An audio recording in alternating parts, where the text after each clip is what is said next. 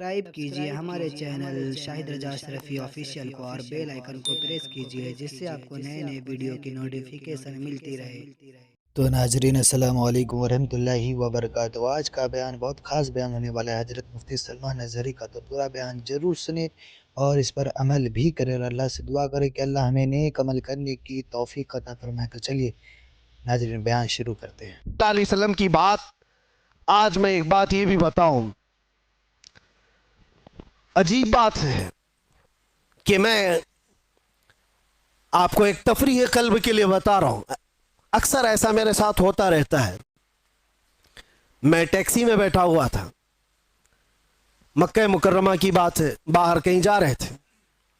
जो बैठा हुआ आदमी था, मैं तो नॉर्मल लिबास में, अक्सर सादे लिबास में, तो उन्होंने पूछा चलाते चलाते, कहा कि भाई साहब आपकी शक्ल मुफ्ती सलमान नज़री से मिलती जुलती है। मैंने कहा कौन है वो? उन्होंने कहा नहीं जानते हो आप कहां से हो? हिंदुस्तान से हो? नहीं जानते हो आप? मैंने कहा नहीं, बताओ तो कौन है। फिर वो बताने लगा, ऐसे है वैसे है, बड़े हैं, आलिम है, वो है, तारीफ। मैंने कहा भाई वो तो भड़काऊ मौलाना तो नहीं आप बोल रहे हो, उनकी बात कर रहे हो? वो गुस्से में आ गया, तिल मिलाया, कहा तौबा करो नहीं तो टैक्सी से उतर जाओ। मैंने कहा बात क्या है? कहा कि क्यों एक आलिम की तुम तौहीन करते हो, आप क्यों ऐसा बोलते हो उनको? मैंने कहा वही ना जो जेल गए थे अभी। उन्होंने कहा हाँ गए तो थे। तो कहा फिर इसीलिए मैं डरता हूं ऐसे मौलाना लोगों से। मैंने कहा मैं डरता हूं ऐसे लोगों से। तो बेचारा टैक्सी साइड में लगा दिया और कहा तुम उतर जाओ भाई, मैं ऐसे आदमी को नहीं बिठाता, मैं नहीं बिठाता, आप उधर जाओ, आप तौहीन करते हो उलमा की। मैंने कहा चलो माफ करो, ये टॉपिक छोड़ दो, दूसरी बात करो। फिर वो यूट्यूब खोल करके दिखाने लगा, ये देखो, ये सुनो, हक बात कहा है, जालिमों ने पकड़ा है, फला फला सारी चीजें बयान, खामोशी से सुनते रहे। मैं ये बात क्यों कह रहा हूं आपको? कोई लतीफ़ा नहीं है, मुझे रियलाइज हुआ, एहसास हुआ। बाद में उतरने से पहले उसने कहा कि भाई एक बात मैं आपको बताता हूं, ये मौलाना की तकरीर में सुनता हूं, मैं हूं अहले हदीस जमात से, लेकिन ये मौलाना बरेलवी मकतब फिक्र से है, लेकिन बात करता है मोहम्मद रसूलुल्लाह की। और यहां आकर के हम कुछ नहीं देखते, हम तो अपनी जान भी कुर्बान करते हैं। हम उतर आए, उस दिन ये एहसास हुआ, उस नाम पर अल्लाह ने इतनी ताकत रखी है, हर इंसान नाम मोहम्मद पर जमा होता है, हर मुसलमान आ जाता है। अजीजा ने गिराम वकार, वो एक नुक्ता ऐसा है नामूसे रिसालत का, जहां पर लोगों के जज्बात हैं, लोगों की अकीदतें हैं। मुझे आज उस टॉपिक पर बात नहीं करना है कि कौन किस मकतब फिक्र से और क्या था, लेकिन हमने ये महसूस किया है दुनिया के चप्पे चप्पे और कोने कोने से अगर लोगों के दिलों में हमारे लिए कोई जज्बा मौजूद है, तो वो हमारी जुबान का कमाल नहीं, ये निस्बत मुस्तफ़ा का कमाल है, रसूल करीम सल्लल्लाहु ताला अलैहि वसल्लम के कदमों का कमाल है। इसीलिए उमर इब्न खत्ताब रज़ी अल्लाह ताला अन्हु ने सच कहा था। जानते हो, जब बैतुल मुक़द्दस फतह हो गया था, हज़रत उमर फारूक रज़ी अल्लाह ताला अन्हु बैतुल मुक़द्दस जा रहे थे, वहां लोग उन्हें पहचानते भी नहीं थे। अबू उबैदा बिन जर्राह एक सहाबी वहां पहले से मौजूद थे। वहां के ईसाइयों, यहूदियों सबको बताया था कि अमीरुल मोमिनीन आ रहे हैं मदीने से, अमीरुल मोमिनीन आ रहे हैं मदीने से। सब लोग देखने के लिए बाहर खड़े हो गए थे, लेकिन अमीरुल मोमिनीन किस शान से आ रहे हैं? वो अपने एक गुलाम को लेकर अपने घोड़े के साथ जा रहे हैं। क्या कमाल की अदालत है उमर फारूक की, अपने गुलाम से मदीने से ही तय करके चल रहे हैं, 1 मील मैं घोड़े पर बैठूंगा, तू चलेगा, और 1 मील तू बैठेगा और मैं चलूंगा। पूरा सफर आका और गुलाम ऐसे चलते रहे। कभी हजरत उमर रस्सी पकड़ कर चलते, कभी वो गुलाम रस्सी पकड़ कर चलता था।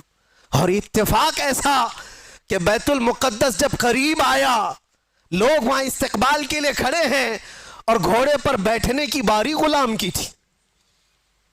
गुलाम ने कहा कि हुजूर अब तो मैं उतर कर चलता हूं, आप बैठे। कहा नहीं, अदल तो अदल है, इंसाफ, तेरी बारी है, तू बैठेगा, मैं रस्सी पकड़ कर चलूंगा। रस्सी पकड़ कर चल रहे हैं और लोगों में एक नारा लगा कि अमीरुल मोमिनीन आ गए। सब दौड़ करके उस घोड़े की तरफ जा रहे हैं जो घोड़े पर सवार आ रहा है। अबू उबैदा बिन जर्राह जो सहाबी मौजूद थे, पुकार कर कहा, ऐ लोगों, सवारी पर बैठा हुआ वो नहीं है अमीरुल मोमिनीन, रस्सी पकड़कर जो आ रहा है वो है अमीरुल मोमिनीन। दुनिया ने पहली मर्तबा ये मंजर देखा होगा।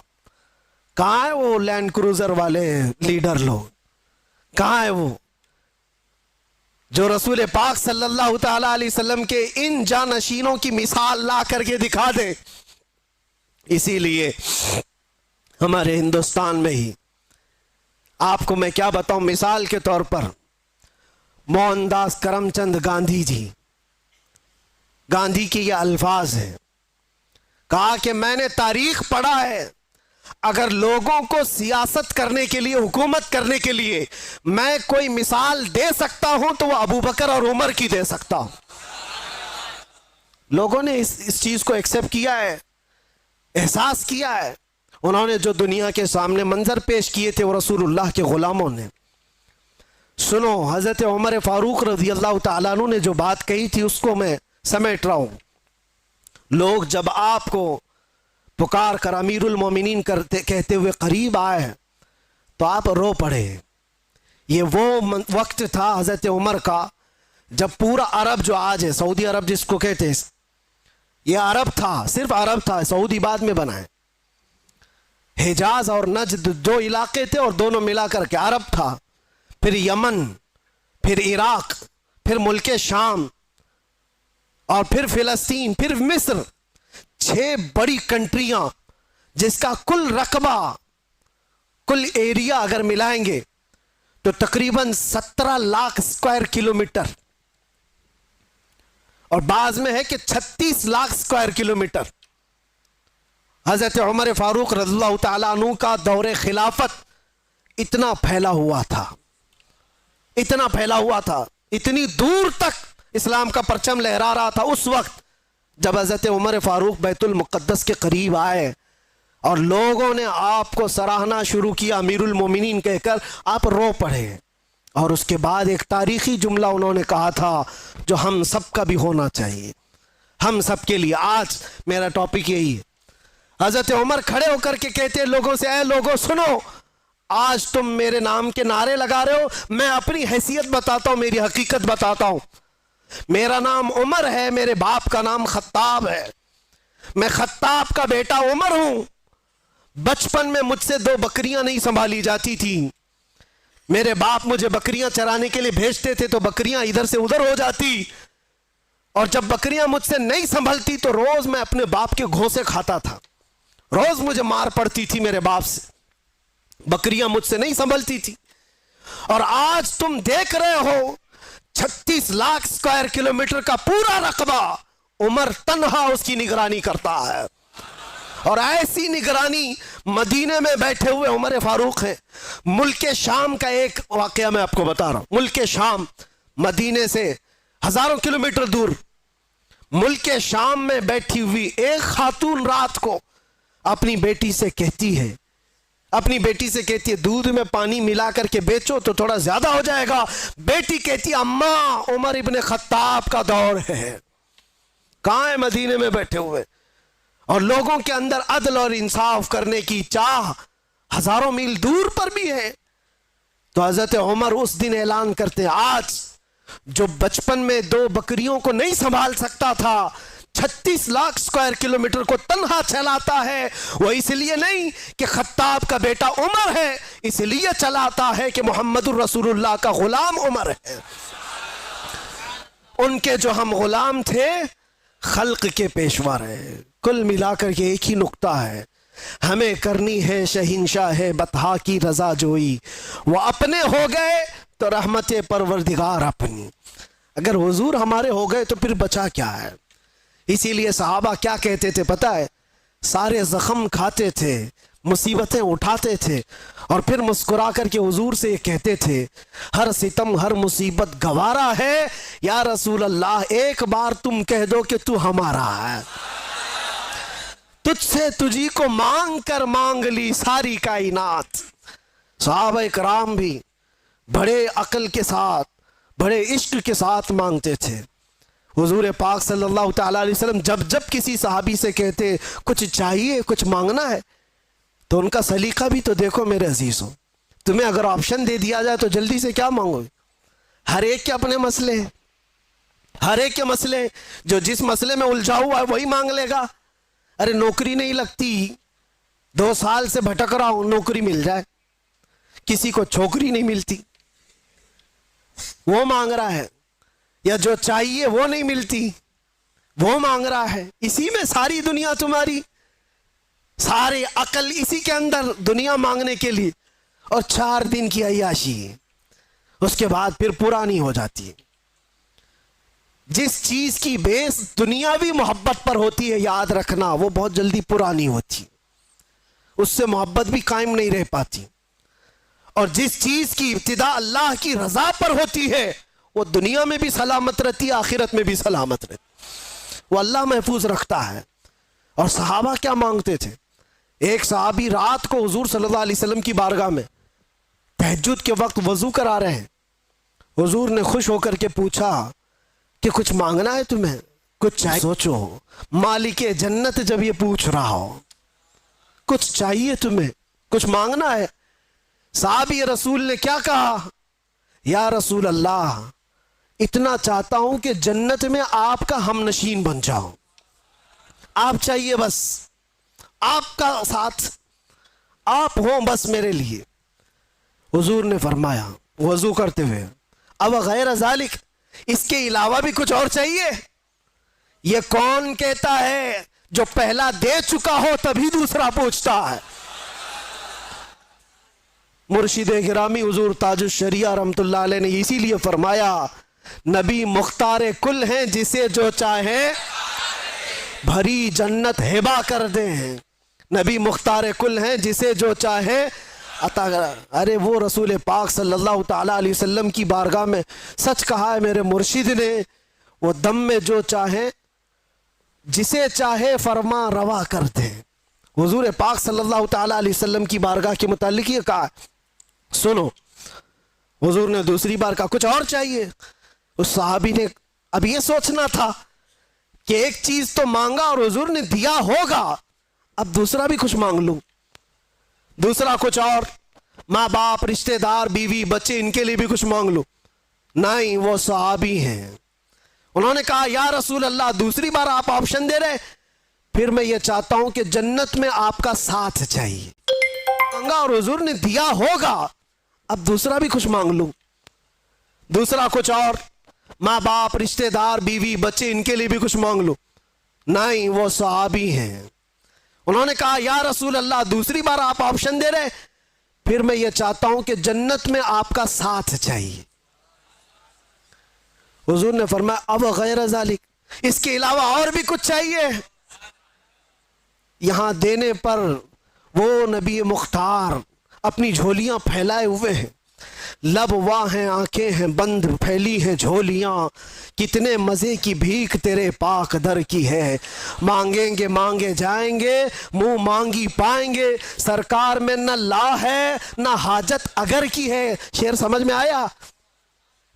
या आला हज़रत का शेर है, मांगेंगे मांगे जाएंगे, मुंह मांगी पाएंगे, जितना मांगोगे सब पाओगे। सरकार में न ला है न हाजत अगर की है। इसका मतलब क्या है? ला का मतलब अरबी में नहीं, नहीं, मैं नहीं दूंगा, इसको क्या कहते हैं? ला।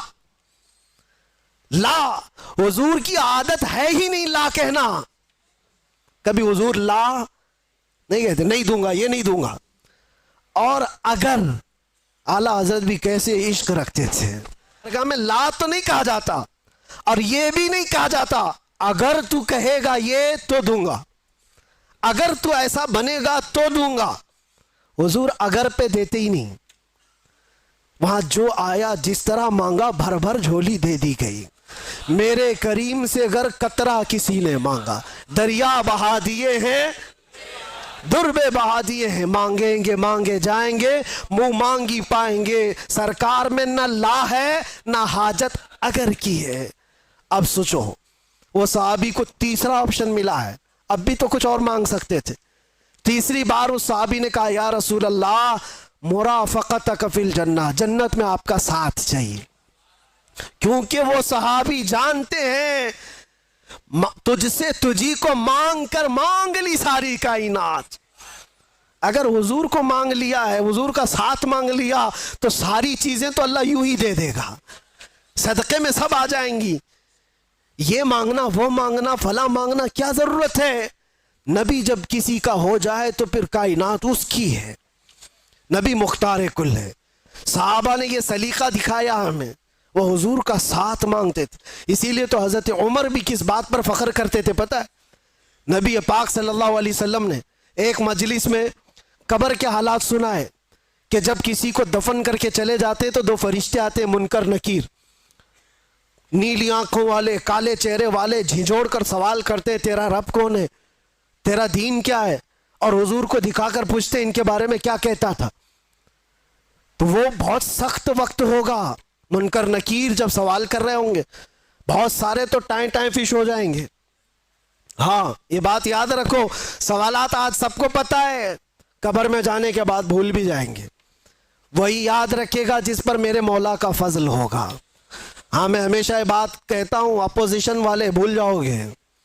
हाँ दो चीजों में तो बोल सकते हो, दो चीजों में तो बोल सकते हो, तुम्हारा रब कौन है, अल्लाह, वो भी बोलेंगे हम भी बोलेंगे। तुम्हारा दीन क्या है, फख्र से बोलेंगे मेरा दीन इस्लाम है। जब हुजूर को दिखाकर पूछेंगे, और फरिश्ते भी सवाल का देखो वहां पर एकदम टाइप ही बदल गया है, अंदाज बदल गया है। दो सवालों में तो फरिश्ते पूछ रहे हैं तेरा रब कौन है, कौन था नहीं पूछा, क्या पूछा, कौन है, तो कहते मेरा रब अल्लाह है। फिर दूसरा भी फरिश्तों ने यही पूछा तेरा दीन क्या था, नहीं, तेरा दीन क्या था नहीं पूछा, तेरा दीन क्या है, तो बोलता है मेरा दीन इस्लाम है। लेकिन तीसरे पे आकर फरिश्ते बदल देते हैं, मा कुन्त तक़ूलु फी हक़्क़ि हाज़ा रजुल, हुजूर को दिखाकर पूछते हैं ये कौन है, नहीं, इनके बारे में क्या कहता था, बदल गया सवाल। अगर फरिश्ते वहां भी ये पूछते ये कौन है, तो सब बोलते अब तो देखना है क्या यहां पर कोई मजाल है कि इनकार करे, अब तो फंसा है, बोलेगा हर कोई बोलेगा। लेकिन फरिश्ते वो नहीं पूछ रहे ये कौन है, बल्कि ये पूछते इनके बारे में क्या कहता था। यही कहेगा कि इनको पीठ पीछे का इल्म नहीं था, यही कहेगा जो आज चीमी गोइयां करता रहता है, दलीलें कहाँ है, वो कहाँ है, ये कहाँ है। मेरे अजीजों इसीलिए दामन थाम लो आला हजरत का। कब्र के सवालात भी पक्के तुम्हारी गुट्ठी में पिला करके गया बरेली का आशिक। जब फरिश्ते ये पूछेंगे क्या कहता था, तुम्हारे पास इतने अल्फाज हैं क्या क्या नहीं कहोगे। मैं तो ये कहता था सरवर कहूं कि मालिको मौला कहूं तुझे, बागे खलील का अल्लाह रे तेरे जिसमें मुनव्वर की ताबिशें, ए जाने जा में जाने। और इतना ही नहीं कहते थे फरिश्तों, सुनो और हम क्या कहते थे, सबसे आला वो औला, सबसे बाला वो वाला। हाँ बुझ गई जिसके आगे सभी मशाले, शम्मा वो लेकर आया। फरिश्तों रुको, हम ये भी कहते थे इनके बारे में, जमीन व जमा तुम्हारे, मकीन व मकान, चुनी नो चुना, बने दो जहां। अरे हम तो इनके बारे में ये भी कहते थे, दहन में जुबान बदन में है जान, हम आए यहाँ और उठे भी वहां, लब्बैक या रसूल अल्लाह। ये सदका तो वीडियो अगर अच्छी लगी हो तो जो वीडियो को लाइक करो और हमारे चैनल पर अगर नए हैं तो ज़रूर सब्सक्राइब करें और अल्लाह से दुआ करें कि अल्लाह हमें नेक अमल करने की तौफीक अता फरमाए, हर बला मुसीबतों से, परेशानियों से, आफतों से, बीमारियों से हिफाजत फरमाए। तो चलिए नाजरीन, इसी तरीके की वीडियो आती रहेंगी जो आपके लिए फ़ायदेमंद हमारे लिए फ़ायदेमंद हो। तो लाजमी आप हमारे चैनल को सपोर्ट करें, इस्लामिक चैनल है, अल्लाह ताला इसका अजर ज़रूर अता करेगा। तो चलिए मिलते हैं अगली वीडियो में, तब तक के लिए अस्सलामु अलैकुम वरहमतुल्लाहि वबरकातुहू।